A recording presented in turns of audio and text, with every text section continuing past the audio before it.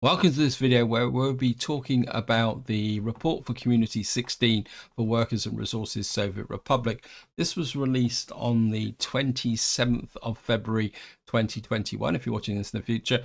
And after I finished reading this report, I knew I had to make a video on it because there's a couple of features in here which are really going to change the game. And so what I'm going to do is just literally read through it and talk about the features as and when they come up. It says, "Dear comrades of the Soviet Republic, we prepared another brief situation report for you. In these times when there are not many good news in the real world, but in this game we have always good news, and our media is spreading some positive propaganda promoting success and encouragement.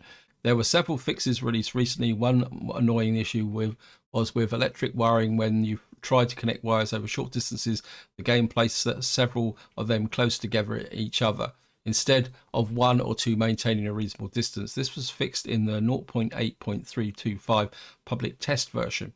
So this is the feature. If any of you lay out cables, it will suddenly bunch two of them very close together, especially when you're trying to get across narrow sections in small steps. So I'm really glad they fixed that.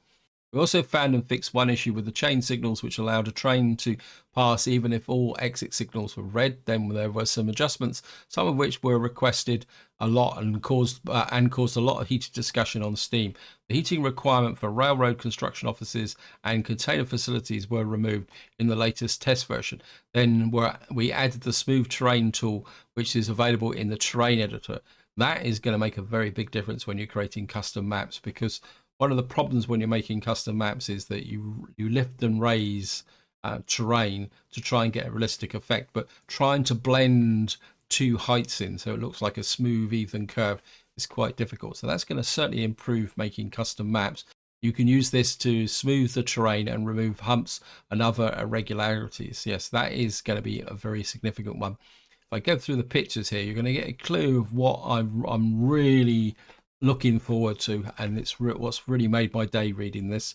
Down the bottom here it says that from new additions which are not in the game yet, we want to mention new topographic view, which will supplement the wireframe when you want to see the terrain elevation. Then we have worked on bridges. Finally, you will be able to build curved bridges and tunnels. Yes, which will be significant change and will allow you much more flexibility when planning your infrastructure. In addition, bridges will be able to snap to each other, and that will help you constructing parallel roads and rails. It is possible to create much more realistic looking structures and tools, and of course more of these to come in future reports and turnaround. And that is what I'm really looking forward to. I mean, one of the things I really hated in this game was bridge construction, especially in the fact that every bridge had to be dead straight, and that when you were trying to put two bridges side by side, they would always be resistant to getting really alongside each other. And I think that is going to really change the dynamic of the game. And if you actually look at the pictures, I know they're not particularly that big, but you can see, I mean, having a nice curved, elevated road running through the mountains will look absolutely awesome. Also, this snapping ability is just going to make bridges and both road and rail bridges look really fantastic. And then down in the bottom, I'm actually going to increase the size of this one so you guys can see it. Look at this.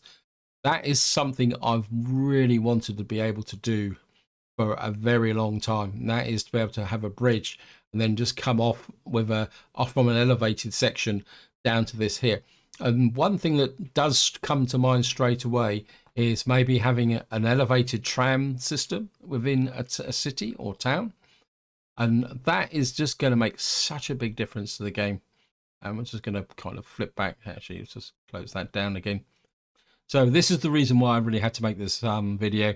And as I said, it's going to be an absolute game changer. I'm not going to go on it any longer because I could probably talk for half an hour about the possibilities of this these changes to bridges and tunnels, especially tunnels, because again, one of the big problems with tunnels is you've got to drive for a straight line. The ability to maybe have a curved tunnel so that you can connect two levels up is going to be a big influence.